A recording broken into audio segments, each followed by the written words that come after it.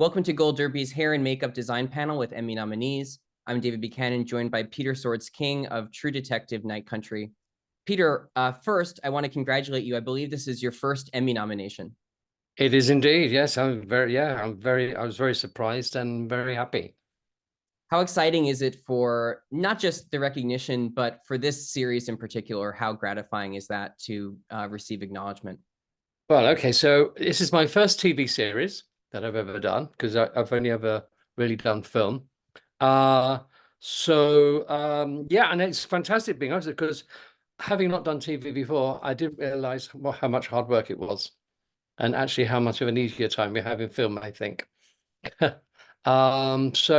no, it was fantastic because over the team, I took one person with me from the UK, and then the rest of the team we found out in Iceland, and we all worked very hard. They worked incredibly hard and just, I mean, we read a script of a film, it's sort of around 120 pages, and you start a breakdown. We had 6 episodes. Each script's about 75 pages. So suddenly, just the breakdown alone before you start anything else and deciding what you're going to do, it was mammoth. I take my hats off to people who do a lot of TV because it's very hard and you have to work very fast, I discovered. I want to ask you about your film background because you've done so many fantasy films, and although Night Country has a lot of realism, it's very dark, kind of gritty series. There is some supernatural elements to it. Did anything that you've done in your past in fantasy film, kind of influence your take on those elements of True Detective? So no, not really. Because it was interesting because I read the script. When I read the scripts, should I say, but I read the first one before I was interviewed. And what was really, really fantastic was I was so intrigued. It was so up my alley. I mean, sort of reading I like to do is, I mean, it felt to me when I read the script, I was like I was reading a book in some respects. So I was completely desperate to get onto the next script and find out what happened. And of course, you get to the end, and it's lovely because you really don't think that was what it was. You imagine it was other things, and the slightly supernatural thing of the whole series is, because it's tied back to the other series as well. Sort of certain emblems and stuff. It's gone through the whole thing. Um, I just laughed. I sort of in that sense, yeah. I mean, when I first did Lord of the Rings and stuff, it was like it was the fantasy, it was the imagination. Because the one thing that is really good about doing something like this is trying to get your audience to imagine, and and I'm sure they were all imagining everything and not realizing what the true story was. Isn't You don't find out until episode 6. Even my wife was going, "Oh my God, no! I didn't believe it was going to be that." So the supernatural thing is. One, it sort of is true. Two, it's a little bit of a red herring. But three, it keeps your interest going through it. And actually, is it a red herring or is it, you don't know, which is really, I mean, I love that. I mean, I love it when it sort of doesn't sort of just cut off and go, oh, it's all tied up and done. You come away thinking about something. So, I mean, for that reason, I really did enjoy it. And yes, I suppose, working on other fantasy movies that I've done, yeah, there's that element of sort of suspense and sort of almost disbelief and getting people to believe something that might not be true, or it might be, you don't know. And it's very useful and it's great fun. I think the whole visual aesthetic of this season was so remarkable and unique. And I wanted to ask you, what was it like? What direction and inspiration did you get from Issa Lopez on exactly how to approach the material to kind of fit into the mood of the entire arc? Sure. I mean, the whole thing we're talking with Issa, and when we actually started work on it in Iceland, she said to me, I want everything to be real. I don't want to have to go back when I go into the studio to then do an effect. She said, I want to see everything in front of the camera. And it's like, because not nowadays you say, oh, we won't bother that. The visual effects are going to do that bit, or visual effects are going to do that. She said, no. I mean, there obviously she did use some, but as far as the makeup and hair and that went, she went, no, I really don't want to. I'd like to, when I'm filming, see it.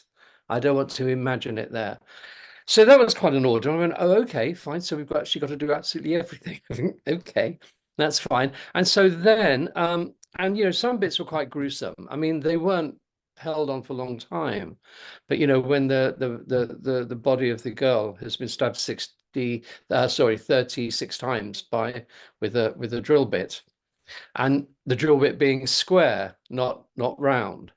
And so we had to do a lot of experimentation of getting all those pieces made, um, and getting them to look real. And as we found, with this type of film they were using, some blood went a bit black and all that. So we did a lot of testing. But to make it gruesome, I mean, I haven't had so much fun.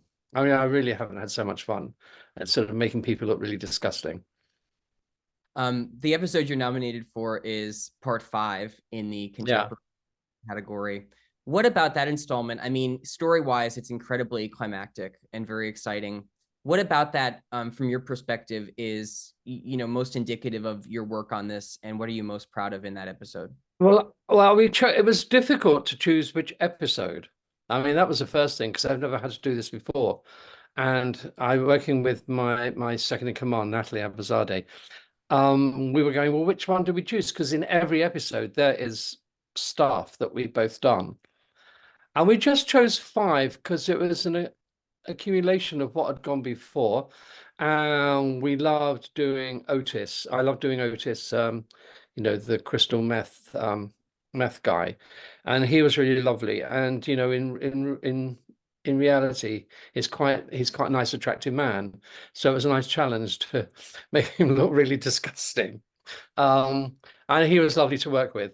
But then there was also the flashes, like you got the flashes at one point when they're looking at the screen and all the different people who are pointing and what are they pointing at, and that, and there's that flash of the dead bodies and the guy who shot her and so on and so we threw all that in, and then there was called the broken noses and stuff and the blood and looking back at that, and also just the hair. I mean, like Harry Reese, her hair it was great, but because she was playing a police officer, so it was always held back and tight.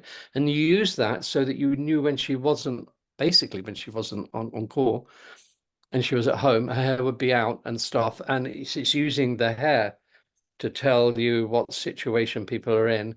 And then, then she rushes off and then she's back at the work, but she doesn't put her hair up. I mean, it's very, very minute, but it was using everything we could to help progress the story, wherever you can. Um, you know, uh, Jodie looked fantastic. Kerry was really good at looking after her. Um, but it was just, yeah, I mean, which episode do you choose? We chose that one. Yeah, it also has, I mean, I'd say overall it's a very intimate series, but it also has Yes. that big protest scene. Um, Talk about your preparation for that. It's also a very climactic moment. A lot of background performers. How much prep was that to get that scene right? Well, it was quite difficult because we had a big scene to do, and but we had to have this painting of the black paint on, and we did a lot of, do we do it with 2 fingers, or do you use 3, or do you just do the hand?